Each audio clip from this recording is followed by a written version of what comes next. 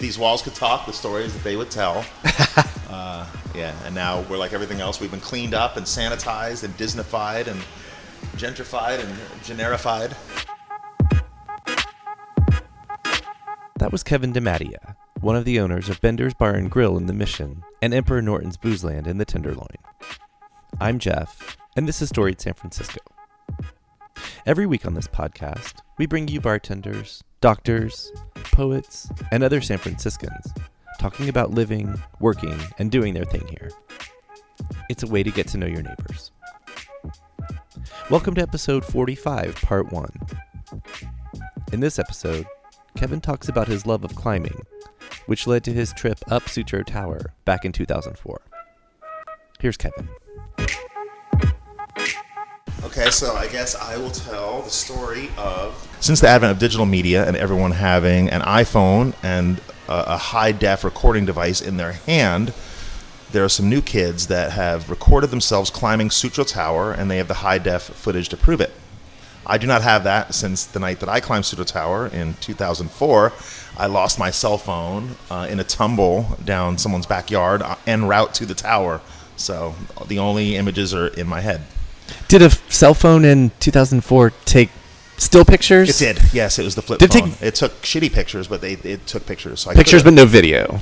Right. Yeah, exactly. It didn't have the capacity for video. So. It's almost just as well because now you're going to talk about it. Yeah, I guess so. But boy, their pictures are really cool, and I would pay like $1 million to have a photo of me where I was. But maybe you're right. Maybe it's best like that. So the story is, so I was at a house in the Avenues, at a friend's house, and we were, as young people do, we're drinking, listening to music, and partying. As Charlie Murphy said, it's a hell of a drug. I'll leave it at that. We're all having our fun, and it must have been 4 or 5 in the morning, and we all left the party. And I'd been doing urban mountaineering, I called it, for years. Since I moved to San Francisco, I'd get bored, and I just worked whatever shit job I was at. And to go back even further, when I was a kid, I would climb trees. Being from northern New Jersey, I would love to climb trees. I'd like to get as high as possible to look at the view. So moving to the big city, New York, that was impossible to climb anything. Security was so tight, and New York is just so densely packed, there was no way to sneak into construction sites or job sites. But when I came to San Francisco, I would see all the skyscrapers downtown. Rincon Tower was one that I climbed back in 2000, and whenever they built it, that was around 2003 or 4, right around the Sutro Tower time. But so I would get this burst of like angst because I wasn't creating any art or making any music or writing anything. I just worked my shitty job, and I just needed to feel alive and go out and do something and anything. And I really like doing things alone. So I would get a 6-pack and dress all in black, and I'd head downtown, and I'd find the skyscrapers, which everyone's there working on. And I would, you sneak around the site, and you find an opening. You'd find where the security guard was first and make sure you avoid him. And then I'd sneak in and then climb up the stairs on the inside, and you go up and up and up and up, and then I get up to the roof, and then these wonderful, I'm wearing a shirt now that says San Francisco, and it's the skyline, and it's got a whole bunch of cranes on it, which I joke is our state bird now, which is the crane, because there's just so much construction. So the joke of the shirt is that there's 1 million cranes, and you can't see the skyline because of all the construction elements. So, when I first saw you wear that shirt, in fact, I thought that was the extent of the statement you were making, and then that led you to tell me, about the story you're about to tell me. Them. And it was just really fun and exciting, and I didn't want anybody with me. It was something that you have to do on your own, that I wanted to do on my own, actually. I got off on just being alone and skulking around in the dark and doing something and it wasn't because I was doing something you're not supposed to do. It was for the pure thrill of just being in a wide open space in a giant city and being so far above everyone and being alone. It's so eerie to be in a skyscraper that's meant to house thousands of people, and you're the only one there. And it's a really cool feeling. So you walk up all these stairs, and a lot of times there's no walls, so the wind is whipping through these concrete floors, and there's all these construction, all these tools that are locked away, and do you remember the plastic is flapping in the breeze, all the plastic.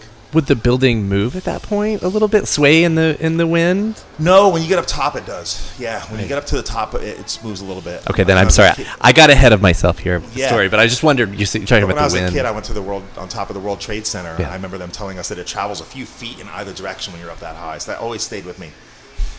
So yeah, then I get up to the roof, and then you see the crane, and then to get even higher, I'd climb up the ladder of the crane, and then there's a big box the person sits in, and you have to climb over that, which is a bit dicey, and then you get out to the actual scaffolding of the crane, the arm that hangs out.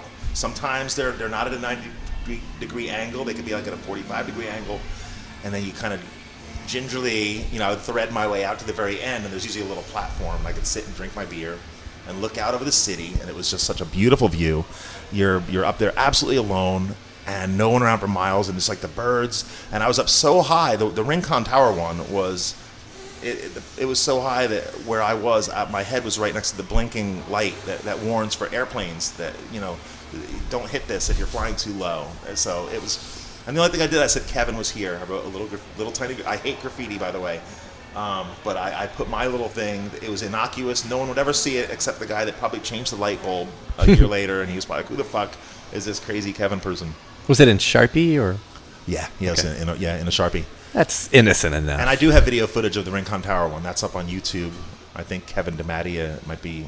That's my name, and I put a little snippet of me up there, and it's terrifying.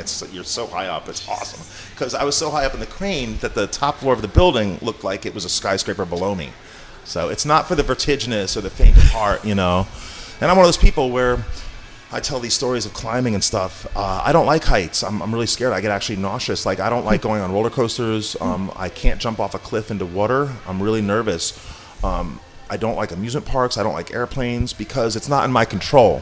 But if I'm climbing, I've always said I could climb a ladder to the moon because I trust that my feet aren't going to slip, my hands are grabbing, and it's all under my control. So I feel very confident and comfortable doing that.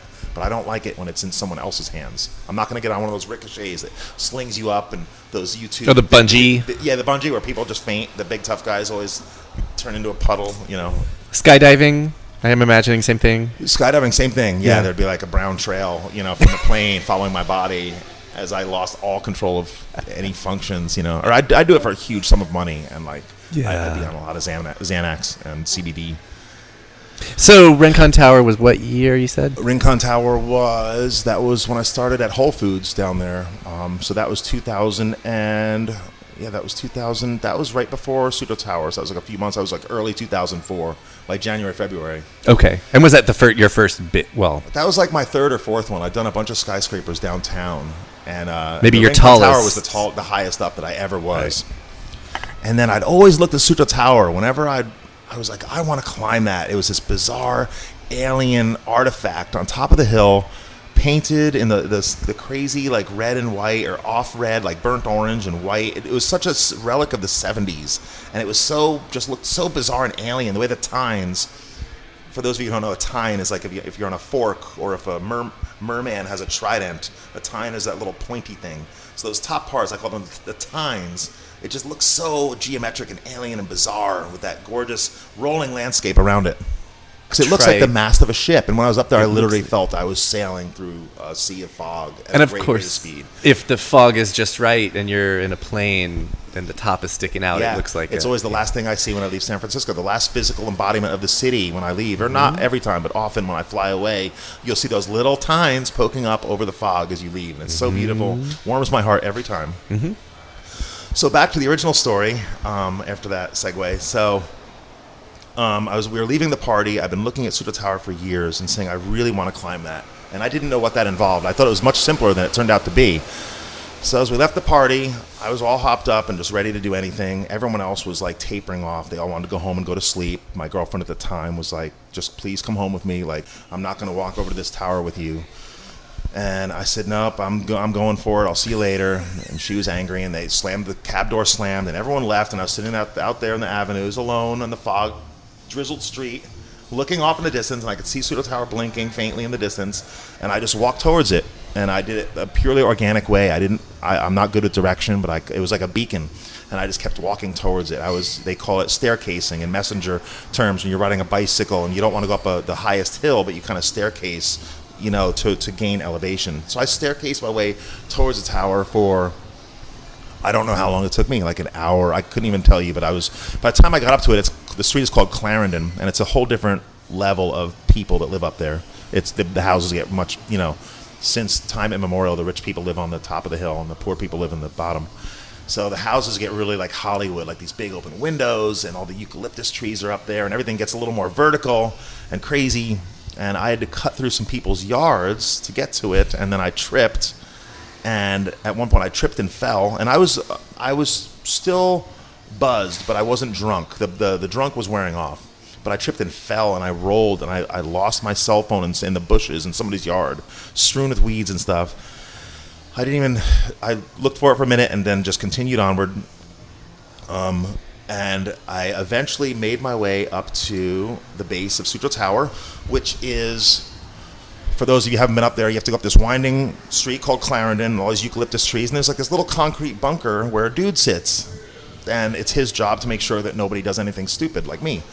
So I had tried to climb Sutro Tower once before when I first moved to the city. It was like 1998. 99 maybe, and back then they had these Klieg lights that would come on they had motion activated lights, and the lights would spring on. It scared me away. I said, that's dumb, I don't want to get arrested. This time it was a fortuitous confluence of events where by the time I got to the base of the tower, the sun had come up, so those lights were no longer operating. They didn't come on. There was no guard dog. Like the first time they had a guard dog that was barking at me the first time. This time there was no dog, and I looked into the little bunker, and the fella was passed out. He was asleep. So I still kind of crept underneath him. I wasn't dressed in all black. I didn't remember what I was wearing. I had my chrome messenger bag on. And then I was like, okay, I'm here, so there's got to be a way to get under there. Now there's this huge chain link fence, which is about 10 feet tall with concertina wire on top of it. Is that barbed wire? Barbed wire. Concertina wire is like barbed wire's evil cousin. Is it the circular stuff? The barbs of the wire go in opposite directions, so it's guaranteed to catch your clothing or your flesh if you jump over. So they use it in the concentration camps. It's really evil stuff. Like, you do not want to climb over it, right. Which I did. So there was no way in, so I was like, I have to climb the fence. Me being probably 30 pounds lighter and a lot more agile, I scaled the fence, and then I was teetering up at the very tippity top of the fence with the concertina wire between my legs, coiled around. I was in a very precarious position where one way or the other, you would fall. So I had to time it, so I jumped over so my leg wouldn't catch the concertina wire, which it did. So when I finally made the leap to jump over, the concertina wire caught my leg. It ripped through the fat of my calf on my left leg, like between my ankle and the back of my knee, kind of right underneath where the calf muscle is. It pulled me, and I spun, and I fell. I landed. I knocked the wind out of myself. I landed on my messenger bag, but I was winded, but I didn't break anything. My ankle was sprained, and I had a pretty deep gash. It was so deep that I just saw the black space between the muscle and there was no like white fat cells. It was such a clean cut that I just saw like the space between the bone, and I immediately knew that. I said, okay, you're going to the hospital. It was one of those injuries where there was not putting a Band-Aid on it. It was like, this is really serious. It was a big opening in my leg, like a few inches, but it wasn't bleeding. I missed any major arteries. It was like the most weird. It was like a bloodless slit. And my stomach did like a flip-flop when you see yourself opened up like that. You never want to see the inside of your own body, unless it's like you're looking at an X-ray. But there was that time where I was like, wow, this is not good. I have to go to the hospital. And here's where it's like that story, The Hero of a Thousand Faces by Joseph Campbell. It literally felt like that moment in your life where you're alone and you're wounded and you're facing something and there's no one to help you. And it was literally the analogy, I didn't think of it at the time, but it was like, it took a lot of courage to continue forward. But it's like you're facing that fear. You're walking into the dark forest and you come out, you get to tell a story around the campfire. So I said, let's go. I'm in already. Let's do this. Let's go for it. Okay. I'm not bleeding profusely. I can do this. This is fine. So then I walked. Well, lo and behold, there's another chain link fence that I have to climb with more barbed wire on top. This time, normal barbed wire, not concertina wire. So this was much easier. It was a shorter fence, so I hopped that, no problem. I'm finally in. I'm at the base of Sutro Tower. Those giant legs. It's looming up into the sky. The sun. It was like dawn then. The sun. Like I said, the sun had been coming up. And I started climbing. Now, to climb Sutro Tower, the ladder was on the outside of the leg, so I was climbing up the outside. Now, as I started climbing, this was not a weekend, this is a weekday, so one of the people that worked there, the car pulled into the parking lot, and this person got out of it, and I froze. I froze like a bug, like on the side of a tree. Like you see those cicadas that shed their immortal coil, and they become a new thing, and they fly away. Well, I was like as still as one of those empty cicada shells. I just clung, and I looked. And the person, of course, they got out of their car. He stretched. He looked up at me, but he didn't see me. So I was terrified because I was going to get arrested. This is post 9/11. So this was, post 9/11. So I was on like federal property. And once I was inside, I started thinking of the repercussions of my actions. So I'm kind of a headstrong person. I don't really think of what's going to happen. I just do it. So I was like, oh my God. So he looked at me, but since I guess you're not used to seeing a person there, his brain didn't even register it, and he just kind of looked around at the trees. He stretched, turned around, and walked into wherever he was going, one of the buildings there. Maybe that was part of his ritual of getting to work every day. He's like just looking up at the tower, like, all right. Yeah. Maybe. Or I don't know. Like, yeah, but then he went inside. I was safe, and then it really started. So then you get to a certain point where the ladder goes around to the inside of the leg, and then you just start climbing. And it was a very simple process. You just climb straight up as long as you can go. And it was a rusted ladder. There was bits missing. There were bits of ladder that were missing, and where it was attached to the end of the leg, because no one uses that. It was like for emergencies. Then they built an elevator, which people travel up and down in the elevator. So I just climbed and climbed and climbed, and I couldn't even tell you how long I climbed for. I had to rest a bunch of times, I hope the tower itself is built of sturdier and more long-lasting. It was very sturdy, stuff, yeah, but it was than the ladder. As you're going up, it's like steel is like a thing alive. When it was moving, it was moaning and like sighing underneath me. You could hear all the joints were stressed and sighing, and it was definitely like waving, like you're climbing a giant tree. And I just got farther and farther up, and it was just so beautiful and such a crazy view. And then I got to a point where I was like inside the leg, where I wasn't really looking outside. I was just so focused on climbing that when I finally poked my head out, I was about 2/3 of the way up the tower, literally almost underneath the horizontal cross braces that are up by the tines up top. Like I was past the little waist where it pinches in, and I was up there, and I poked my head out, and the fog had come in. And it was this beautiful, and the only analogy I could make is like I felt like I was on the surface of the moon. I could see nothing, but it was just a white expanse of fog as far as the eye could see. Above that, a clear blue sky. The sun had come up. The sky was clear blue, and there was one airplane. I'll never forget it. There was one airplane that was silently like tracing a line in the sky above me. And it was the most beautiful image I've ever seen in my entire life, and probably that I ever will see. It'll never leave me, that one snapshot of my city of San Francisco. But there was no city. It was just me and the fog, and it was just the most solitary, amazing, humbling, beautiful experience ever. So then I really wanted to go for it. I wanted to get up to the top, because and so I kept going, and then I got to a point where I thought to myself, I said, hey, do you want them to find the corpse on the summit of Mount Everest holding the flag, like the Green Man or whatever that poor dude is that died, they just left the body there? Do I want to like die doing this or not? Because I was so exhausted at that point from all the adrenaline. Everything had worn off, all the drugs, the alcohol, everything had worn off, and I was just there. And I started to go to sleep. I started to pass out while climbing. So, but luckily I'd loop my arm over. When I started getting really drowsy, I would stop for a second and loop my arm over the rung. And a couple times I had fallen asleep and came awake like screaming, thinking I was falling. And like the second time, I didn't let it go too much. It was like the second time that happened, I realized I was really putting myself in danger. And I kind of want to get down and live life and not die. It's not worth dying for up there. I'd done it. I climbed it. So then I just beat a hasty retreat. I got down. I went down a lot quicker than I came up. And I had to get... And then when I got down, I was so completely exhausted that there was no way I could climb over the razor wire again. So I had to, so I just knocked on the door and took my chances. And again, I'll never forget it. It was like this little Asian dude, like the guy in the Matrix, all these keys. These keys were jangling. I woke him up out of his stupor. I knocked on that little door, the guy that had been snoring before, or snoozing. And he came to the door, and he looked at me, and I looked at him, and he said, "What are you doing here?" I said, I'm just trying to go home. Very simple. I didn't explain myself. I didn't over-explain myself, and I must have looked so fatigued and so sincere. And he saw that I didn't have paint. I wasn't graffitiing. I wasn't a thief. I wasn't a fugitive. I was just somebody that had just done whatever they'd done and just wanted to go home. And I guess he must have realized that he could have gotten in trouble for allowing me to, falling at the sentry fell asleep at the gate and let the Trojan horse in or whatever. And so he just shook his head and he walked me to this gate and he opened this door and I walked out into the sunlight, the dappled eucalyptus leaves playing in the sunlight down Clarendon.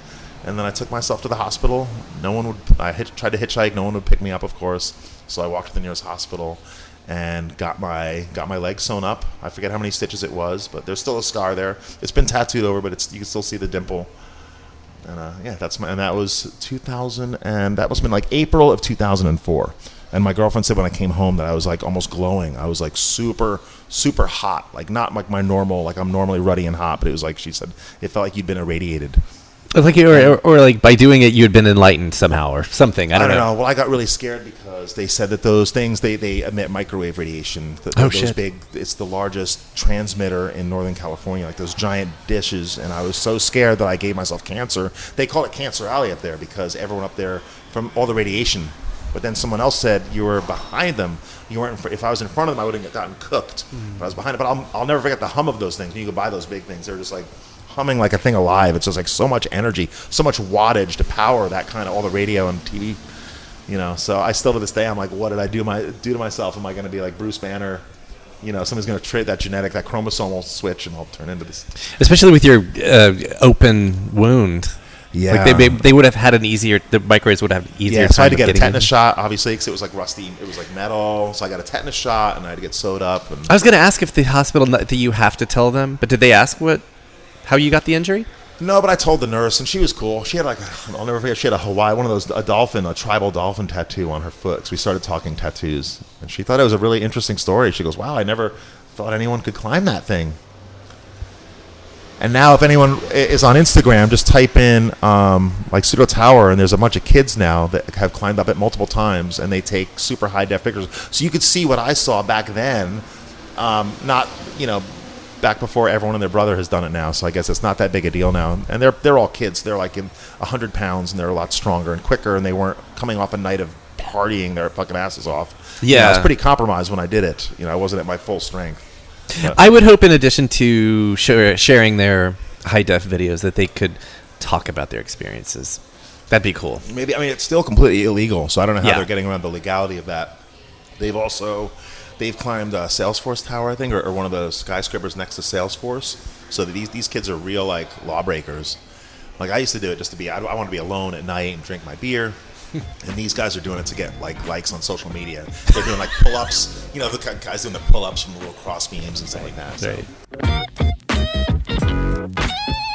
Check back Thursday when Kevin will go through his history of bartending in San Francisco, which ends with his owning 2 bars these days. Music for this podcast is by Otis McDonald, a.k.a. Joe Big Ale. Film photography is by Michelle Kilfeather.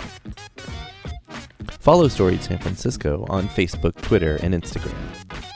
Our website, which has all the episodes, plus a store where you can buy our merch, is storiedsf.com.